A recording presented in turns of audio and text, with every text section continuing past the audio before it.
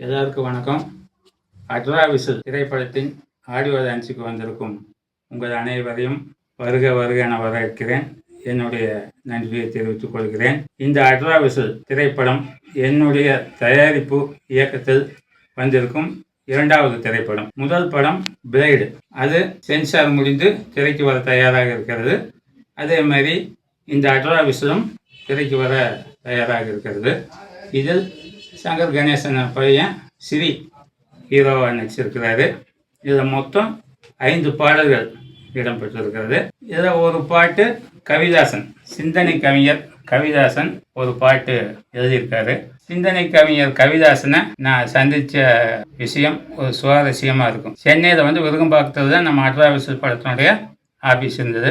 நான் அடிக்கடி சொந்த ஊர்னா கோபிக்கு கோயம்புத்தூருக்கு வருவேன். அப்போ வரப்போ ரேஸ் கோர்ஸில் வாக்கிங் போவேன். அப்போ வாக்கிங் போகிறப்போ அன்னபூர்ணா ஹோட்டலுக்கு முன்னாடி ஒருத்தர் தினமலர் பத்திரிக்கையை விநியோகம் பண்ணிட்டு இருந்தார். நான் போனோடனே எனக்கு ஒரு பத்திரிக்கை கொடுத்தாரு. என்ன சார்னு கேட்டேன். இது தினமலர் பத்திரிக்கையில் நான் நட்புக்காக ஒரு கவிதை எழுதியிருந்தேன், அந்த கவிதை இதில் வந்திருக்குது அப்படின்னு சொல்லி போட்டு எல்லாத்துக்கும் வாங்கி கொடுத்தாரு.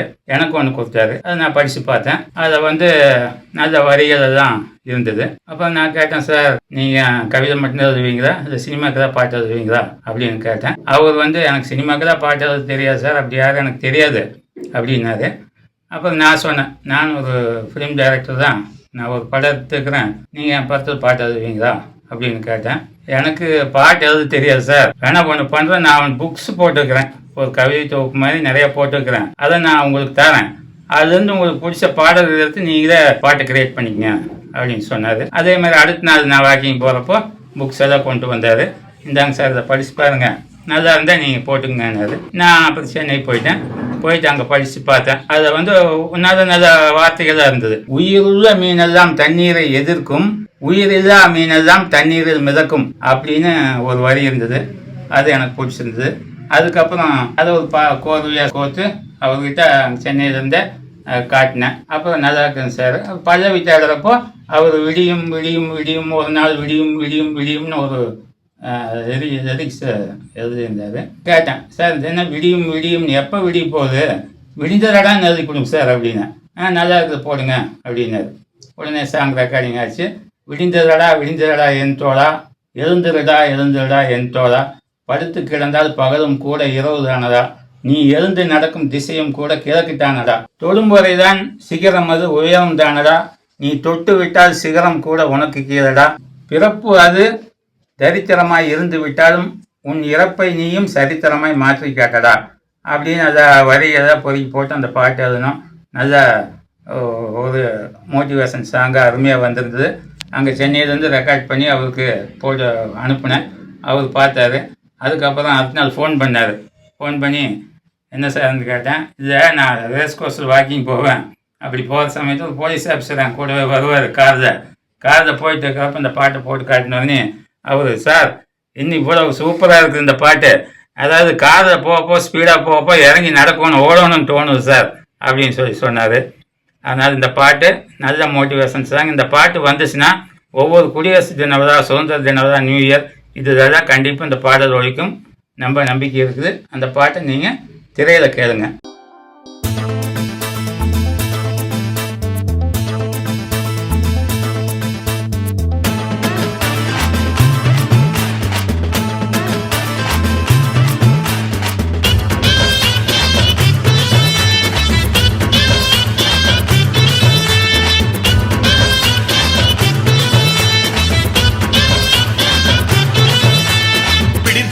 விடிந்ததடா என் தோழா, நீ எழுந்திடடா எழுந்திடடா என் தோழா, விடிந்ததடா என் தோழா, நீ எழுந்திடடா எழுந்திடடா என் தோழா, படுத்து கிடந்த பகலும் கூட இரவு தானடா, நீ எழுந்து நடக்கும் திசையும் கூட கிழக்கு தானடா, சிலந்தி கூட முடங்கி கிடந்த சிறை பிடிக்குமடா, நீ எழுந்து நின்றால் எரிமலையும் வழி கொடுக்குமடா, விடிந்ததடா என் தோழா, நீ எழுந்திடடா எழுந்திடடா என் தோழா, விடிந்ததடா என் தோழா, நீ எழுந்திடடா எழுந்திடடா என் தோழா.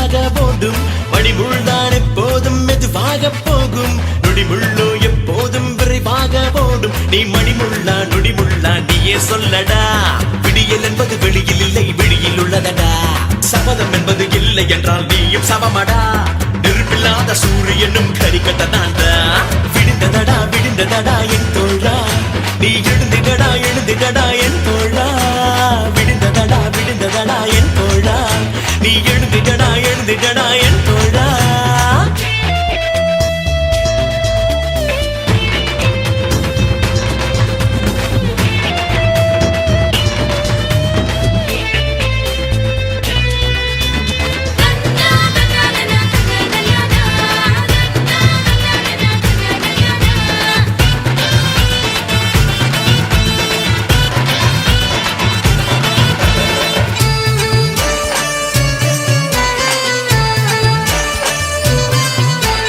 உயிரெல்லாம் மீனைத்தான் தண்ணீரை இழுக்கும் உயிருள்ள மீனெல்லாம் தண்ணீரை எதிர்க்கும் உயிரெல்லாம் மீனைத்தான் தண்ணீரை இழுக்கும் உயிருள்ள மீனெல்லாம் தண்ணீரை எதிர்க்கும் தொடும் வரைதான் சிகரம் அது உயரத்தானடா நீ தொட்டு விட்டால் சிகரம் கூட உனக்கு கீழடா பிறப்பு என்பது தரித்திரமாய் இருந்து விட்டாலும் உன் இறப்பை நீயும் சரித்திரமாய் மாற்றி காட்டடா விடுந்ததடா விடுந்ததடா என் தோழா நீ எழுந்திடடா எழுந்திடடா என் தோழா விடுந்ததடா விடுந்ததடா என் தோழா நீ எழுந்திடடா எழுந்திடடா என் தோழா அடுத்து கிடந்த பகலும் கூட இரவு தானடா நீ எழுந்து நடக்கும் திசையும் கூட கிழக்கு தானடா சிலந்தி கூட முடங்கி கிடந்த சிறை பிடிக்குமடா நீ எழுந்து நின்றால் எரிமலையும் வழி கொடுக்குமடா விடுந்ததடா விடுந்ததடா என் தோழா நீ எழுந்திடடா எழுந்திடடா என் தோழா விடுந்ததடா விடுந்ததடா என் தோழா நீ எழுந்திடடா எழுந்திடடா என் தோழா படத்தில் ஒரு குத்துப்பாட்டு தேவைப்பட்டது. அதுக்கு முகியூர் முத்து கவிஞர் அவர் ஏற்கனவே 2-3 படம் பாட்டு எழுதியிருக்கிறாரு. அவர்கிட்ட சொன்னப்போ அவர் சரி எழுதுறேன் சார் அப்படின்னாரு. எனக்கு அந்த குத்துப்பாட்டில் ஒரு மெசேஜ் சொன்னால் நல்லாயிருக்கேன் அப்படின்னு சொன்னேன். குத்துப்பாட்டில் எப்படி சார் மெசேஜ் வரும் அப்படின்னாரு. இந்த வாரணம் ஆயிரம் படத்தில் சூர்யா சார் பாடுவார், காதல் ஒரு போதை மாத்திரை அதை போட்டுக்கிட்டா மூங்கில் யாத்திரை அப்படிங்கிற மாதிரி ஒரு வரி வரும். அதாவது எவனா காதல் பண்ணானா பாடையில் தான் போகணும் அப்படிங்கிற மாதிரி அந்த சுச்சுவேஷன் இருந்தது. நான் அதையே மாற்றி குத்துப்பாட்டிலேயே காதல் ஒரு போதை யோசிடா அதை போட்டுக்கிட்டு உலக நேசிடா அப்படிங்கிற ஒரு வரியை வச்சு அந்த பாட்டை எடுத்துட்டோம். அது சரி சாங்கு டான்ஸ் மாஸ்டர் வேணும் அப்படின்ட்டு ஆடுறப்போ நம்ம பெரிய டான்ஸ் மாஸ்டர் தான் போட்டால் பட்ஜெட்டு தான் ஒன்றும் இல்லை. என்ன பண்ணுறோன்னு யோசிக்கிறப்போ டான்ஸ் மாஸ்டர் சொன்னார், சார் நீங்கள் தான் ஆடிடுங்க சார் அப்படின்னாரு. எனக்கு டான்ஸ் எல்லாம் ஆட தெரியாது அப்படின்னு சொன்னேன். என்ன சார் இப்படி சொல்லுறீங்க, உங்கள் குருநாதர் பாக்யராஜ் சார் அப்படியே நின்ன வாக்கிலே ஆடுவார், நீங்கள் என்ன இப்படி சொல்கிறீங்கன்னு சொன்னார். டான்ஸ் மாஸ்டர் சொல்லி கொடுத்தாரு, பாட்டை எடுத்து முடிச்சிட்டோம். அப்புறம் பாட்டை போட்டு காட்டினப்போ அருமையாக வந்திருந்தது. அதான் சொன்னாங்க, நீங்கள் குருக்கு சிஷியனாக இருக்கிறீங்க அப்படின்னு. என்னன்னு கேட்டேன். அவர் நின்ன வாக்கிலே டான்ஸ் ஆடுவார், நீங்கள் உட்கார்ந்த வாக்கிலே பாட்டை எடுத்து முடிச்சிட்டீங்களே அப்படின்னாரு. நான் படம் போட்டு காட்டுறப்போ அருமையாக வந்திருந்தது. இதை விட இன்னொரு சிறப்பு என்னன்னா, முந்தானி முடிச்சு பார்த்தத ஒரு முருங்கைக்காய் சமாச்சாரம் சொல்லியிருப்பார். அது இன்னைக்கு வரைக்கும் 30 வருஷம் ஆனாலும் தமிழ்நாடு ஜனங்க முருங்காய் பார்த்தாலே பாக்யராஜ் சார் தான் ஞாபகத்துக்கு வரும். அந்த மாதிரி அதை விட பல மடங்கு வீரியமுள்ள ஒரு மேட்ரை, ஒரு சமாச்சாரத்தை இந்த படத்தை நான் வச்சிருக்கிறேன். இந்த படத்தை பாருங்க, அது என்னன்னு தெரிஞ்சுக்குங்க. அதை பார்த்து ஃபாலோ பண்ணீங்கன்னா தமிழ்நாட்டில் டைவர்ஸுங்கிறதே இருக்காது. அந்த அளவுக்கு ஒரு நல்ல ஒரு மேட்ரு. படத்தை பாருங்கள், தியேட்டரில் பாருங்கள். இந்த திரைப்படம் சென்னையில் பழவேற்காட்டில் தொடங்கி அப்படியே கொட்டிவாக்கம் அப்படி போயிட்டு இதை கூடங்குளம் வரைக்கும் இருக்கிற கடற்கரை சூழ்நிலை இருக்கிற அந்த பேக்ரவுண்டை வச்சு அந்த படத்தை எடுத்திருக்கிறேன். இது ஒரு மீனவர் சப்ஜெக்ட்னு சொல்லலாம். இலங்கையில் இனக்கலவரம் நடந்தப்போ ஒரு 10 வயசு பையன் அந்த மீட்டிலேருந்து தப்பிச்சு நீந்தி ராமேஸ்வரத்து கரைக்கு வந்தான். இது நடந்த கதை. இதை பேஸ் பண்ணி வச்சுருக்கிறேன். நம்ம ஹீரோவும் அதே மாதிரி 10 வயசில் சிவன் தப்பிச்சு ஒரு மீனவர் கிட்ட சேர்ந்துருக்கிறாரு. அவர் அடைக்கலம் கொடுத்து அவருக்கு நான் பெரிய நாணனே வழக்கம் போல் மற்ற காதல் கடைகள் மாதிரி அவர் பொண்ணு மேலே இதாச்சு. அவங்க 2 பேரும் சேர்ந்தாங்களா இல்லையா அப்படிங்கிறது தான் இந்த படத்துடைய கதை. இது நான் சிலோன் பேக்ரவுண்டு தான் ஃபுல்லாக பழவேற்காட்டிலேருந்து சிட்டிசன் படம் எடுத்த அந்த பேக்ரவுண்டு ஃபுல்லாக சிறுவன் பேஸ் பண்ணி அங்கே போய் எடுத்திருந்தேன். இதில் வந்து இப்போ அந்த சமயத்தில் வந்து எனக்கு நடந்த நிகழ்ச்சி என்ன, இந்த சிறுவன் மக்களை பற்றி கொஞ்சம் சொல்லணும். அந்த இனக்கலவரத்தில் வந்து இங்கே இன்னுமே தங்கியிருக்காங்க. அகதிகள் முகாம் தமிழ்நாட்டில் வந்து 118 அகதிகள் முகாம் இங்கே இருக்குது. 118 அகதிகள் முகாம்லேயுமே ஒவ்வொன்றிலையும் 100 குடும்பங்கள் வாழ்க்கை நடத்திட்டு இருக்கிறாங்க. அவங்க வாழ்க்கை நடத்திட்டு இருக்கிறாங்க தான் சொல்ல முடியுமே ஒழிய ரொம்ப சிரமத்தில் இருக்கிறாங்க. அவங்களுக்கு வந்து ரேஷன் அரிசி, வேலைக்கு போகிற சூழ்நிலை, அப்புறம் இதுக்கு முன்னாடி இருக்கிற ஆட்சியில் வந்து அவங்களுக்கு வந்து சட்டப்படியான ஒரு இருக்கப்படி ரொம்ப ஒரு ஜெயில் கைதி மாதிரி எல்லாத்தையும் இருக்கிறாங்க. அப்படி இருக்கக்கூடிய அவர்கள் மறுபடியும் மீண்டும் இப்போ வந்து சிவனூர் நல்ல இதுக்கு வந்துடுச்சு. நான் தமிழ்நாடு முதலமைச்சருக்கு ஒரு சின்ன வேண்டுகோள் விடுவிக்கிறேன். இந்த நம்மளுடைய தொப்புள் கொடி உறவுகளான அந்த தமிழர்கள் மறுபடியும் அங்கே அவங்கவுங்க சொந்த ஊரில் நிறைய இருக்குது அவங்களுக்கு. அங்கே போய் அவங்க நல்லபடியாக வாழ்க்கையை நடத்தணும். அதுக்கு நீங்கள் உங்களான இதுக்கு முன்னாடி இந்த ஆட்சியாளர் எதுவும் செய்யலை. அவங்க ரொம்ப சிரமத்தில் இருக்கிறாங்க, கொடுமையாக நம்பிச்சுட்டு இருக்கிறாங்க, ஜெயில் மாதிரி இருக்கிறாங்க அந்த முகாம்களில். நீங்கள் வந்து உங்கள் ஒரு விசாரித்து அவங்களுக்கு ஆவணம் பண்ணி அவங்கள அங்கே கொண்டு போய் சேர்த்தி நல்லபடியாக அவங்க விஷயத்துக்கு கவனித்து அவங்களுக்கு உதவி செய்ய வேண்டுமாறி இந்த ஆடியோதை சமயத்தில் நான் கேட்டுக்கிறேன். நிறையா செஞ்சுட்டு இருக்காரு நம்ம முதலமைச்சர், இதையும் செய்வார் என்று நான் நம்புகிறேன். இந்த ஆடியோ ரைஸுக்காக வந்த அனைவருக்கும் நன்றி. வணக்கம். அட்ரா விசிலோட இன்னைக்கு ஆடியோ லான்ச்சுக்கு வருகை தந்தவங்க எல்லாத்தையும் வரவேற்றுட்டு, அப்புறம் இந்த ஒரு ஸ்பெஷலான அட்ரா விசில் அப்படின்றது நம்ம தமிழ்நாட்டில் வந்துட்டு முதல்ல விசில் வந்துருச்சு. இப்போ அட்ரா விசில் இப்போ பின்னாடியே வந்துட்டு இருக்குங்க. அந்த அட்ரா விசில் வந்துட்டு இது வந்து திரைப்படம், அது வேற, விசில் வேற, இது திரைப்படம், இது வேற.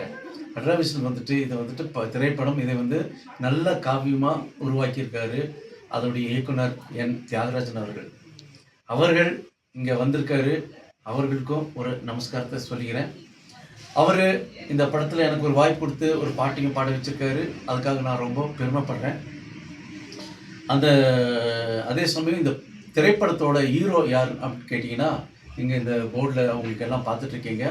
அவர் வந்துட்டு சங்கர் கணேஷ் அப்படின்னு தெரியும், இசையமைப்பாளர், நல்ல ஃபேமஸாக இருந்தவர். அவரோட மகன் ஸ்ரீ அப்படின்றவர். அவர் நிறைய சீரியலெல்லாம் நீங்கள் பார்த்துருப்பீங்க. இப்போ புதுசாக ஒரு படத்துலையும் ஹீரோ பண்ணியிருக்காரு. அந்த படம் வெளியே வந்துருச்சு. அதுக்கு முன்னாடியே எடுத்த படம் தான் இந்த வந்து அட்ரா விசில் முன்னாடி வந்துச்சு, பின்னாடியே அட்ரா விசில் வந்துட்டுருக்கு. எல்லாம் தொடர்ந்து ஆதரவு கொடுங்க. ரொம்ப நல்ல சூப்பரான படம், நிறைய லொக்கேஷன்ஸ் நல்ல பெரிய பிரம்மாண்டமாக எடுக்கப்பட்டிருக்கு. ரொம்ப கூடிய விரைவில் உங்கள் திரைப்படத்தில் வருது. திரைப்படத்துக்கு போய் இந்த படத்தை எல்லோரும் பார்த்து எங்களுக்கு ஆதரவு தரணும்னு நான் கேட்டுக்கிறேன். நன்றி, வணக்கம். என் பெயர் பிரகாஷ் ஊட்டி. நன்றி.